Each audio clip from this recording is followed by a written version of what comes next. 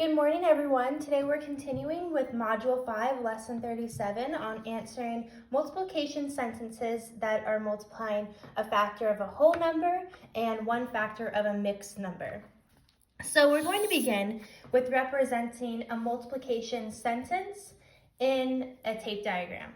So what we're going to first start with is representing 4 units of 10 and 3/7. So when we see a sentence like this, when we have 4 units of 10 and 3/7, we know that one of our factors is going to be that mixed number of 10 and 3/7. When we see the keyword units, this is a word that you should always be looking for. Think of this as groups. So when we're making a tape diagram, units is going to mean groups. How many groups are we going to make then of 10/7? Good, we'd be making 4 groups of 10 and 3/7 because the units is right next to the 4 and we have 4 groups. So let's first start by making 4 groups of our whole number. So if we go to this mixed number here, which one is going to be our whole number that we're going to make 4 groups of first? Yes, it's going to be our 10. So I want you to draw 4 boxes of 10. Below it, we're going to make the 4 units or 4 groups of that fraction. And what fraction do we have? Yes, our fraction is 3/7. And by no way or no means is this going to be to scale, but you can just draw it to represent what that sentence means. So this is one way you can represent a multiplication sentence using a tape diagram. We have 4 units of 10 and 4 units of 3/7. Let's try another one. This sentence asks us to make a tape diagram to represent 5 units of 6 and 4/5. So I want you below, before we even write our multiplication or our tape diagram, I want us to write a multiplication sentence. So what will we be multiplying with each other? What 2 factors are we going to have? You can go ahead and fill that out. Good. We will be multiplying 5 times 6 and 4/5.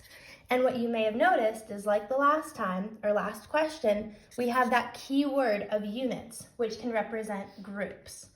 Now that we have this multiplication sentence, it might even make it more simple for us to translate that onto a tape diagram. So how many groups will I be having of 6 and 4/5?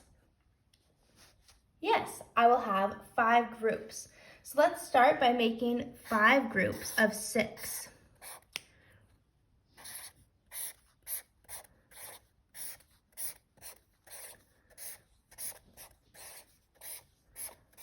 And then I want you to be thinking of how many groups of 4/5 you will also be making. Yes, you'll be making 5 groups of 4/5. So essentially what we're seeing here is something that we will be using later in this lesson when we use our distributive property.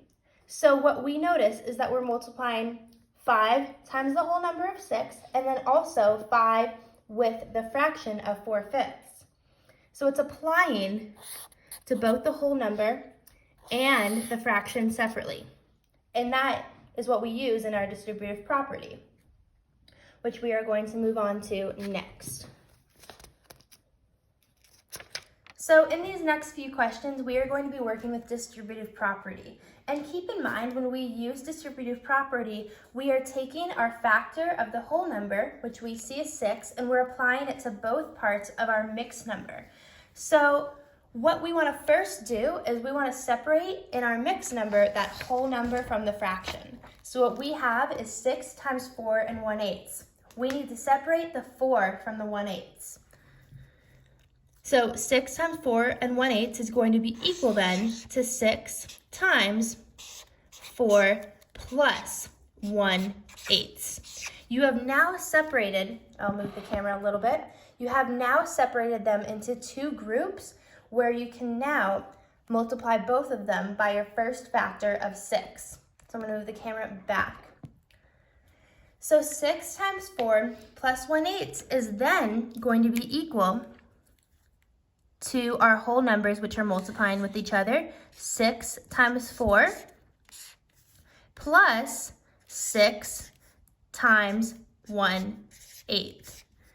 Now that you've separated them and you're multiplying them both with your first factor of 6, you're able to find the product of each of these, add them together, and that will be your answer. So let's start with our first bracket, 6 times 4. What does 6 times 4 equal to? Yes, 24. And now we will add that with 6 times 1/8. Remember, a whole number has that imaginary denominator of 1. So 6 times 1 equals 6, and 1 times 8 equals 8, giving you, put those together, 24 and 6/8. So with distributed property, we just want to keep in mind that we're wanting to break apart that mixed number so that we can use the first factor to multiply with both in order to solve. So let's try another one. Our next question, we want to solve for the multiplication sentence of 7 times 3 and 2/9. So our first job is we need to rewrite this multiplication sentence, having separated our mixed number into 2 parts. So I'm going to write it below so I don't have to move the camera. So it will be 7 times, and I'm going to put in parentheses, our 2 parts. I want you to fill out what these 2 parts are going to be based off our whole number and our fraction in that mixed number we have. Yes, our separated mixed number is going to be 3 plus 2/9. So now that we have this rewritten sentence, we know that 7 is going to be multiplied with a 3, but 7 is also going to be multiplied with a 2/9. So we can go ahead and rewrite our brackets into 2 parts. Equals 7 times 3 plus 7 times, and what fraction are we using? Good, 2/9. So what we see here is that we now have the 2 parentheses that we can go about solving for in order to find the product of our original multiplication sentence. So let's first start with that first bracket, 7 times 3. What's the product of 7 times 3? Yes, 21. We are going to add that now with the product of 7 times 2/9. Take a moment and solve for the product of 7 times 2/9. Yes, we receive 14 over 9 because 7 times 2 equals 14, 1 times 9 equals 9. We have one more step to accomplish before we give our final answer. What is our next step in this question?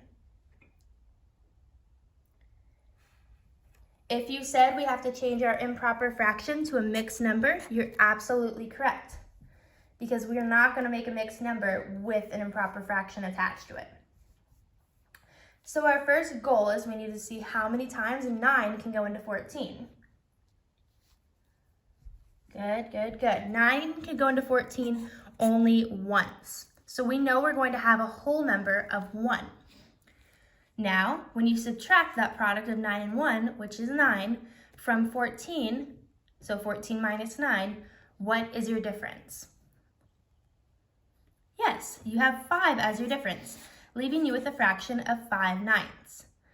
Now we're going to put those whole numbers together, our 1 and our 21, giving you the whole number of 22, and we're going to attach it with the 5/9, showing us that the product of 7 times 3 and 2/9 is equal to 22 and 5/9. Now in this next question, we have 5 and 6/7 times 2.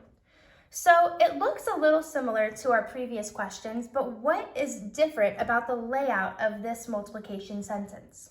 Take a moment to write it down. You can always pause this video when you're writing down the question or when you're thinking.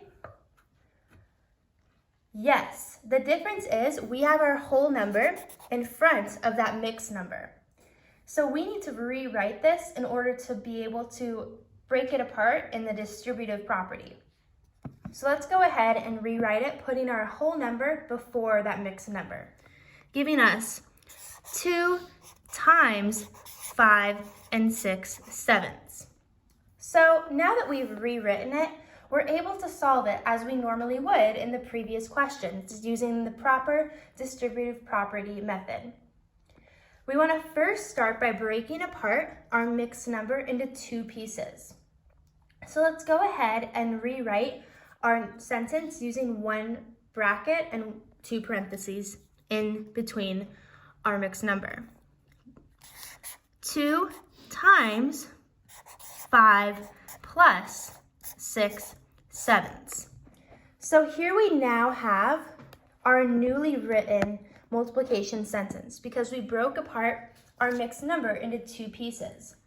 What we're showing here is that 2 is going to be able to multiply with our factor of 5, and 2 will also be able to multiply with a factor of 6/7. So I want you to take a moment and rewrite using 2 brackets this sentence. I'll put the brackets down here. What are we multiplying with 2?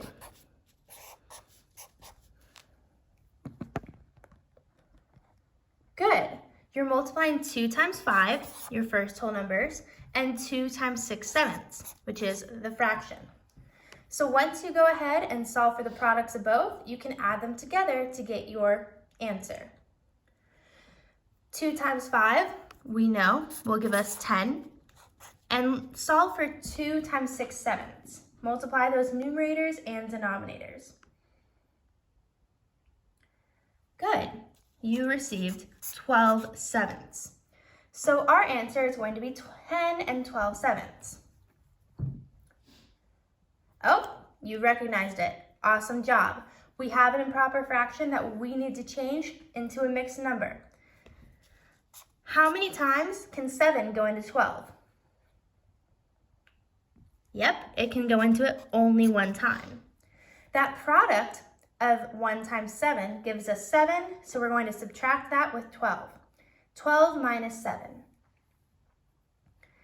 Leaving you with 5, the remainder of 5/7. So we now attach our whole numbers of 1 and 10 together, giving you 11, and you attach it with the fraction of 5/7. Showing us that 5 6/7 times 2 is equal to 11 and 5/7. So this is just a review on more practice with distributive property and showing your work using a tape diagram. I want you to continue practicing this method and these steps when you're multiplying a mixed number with a whole number. And I hope you have a great time doing your work today. Keep up the great work. It's our last week of remote learning, so I'm looking forward to seeing all of your answers for this homework today. Bye-bye, 4th grade.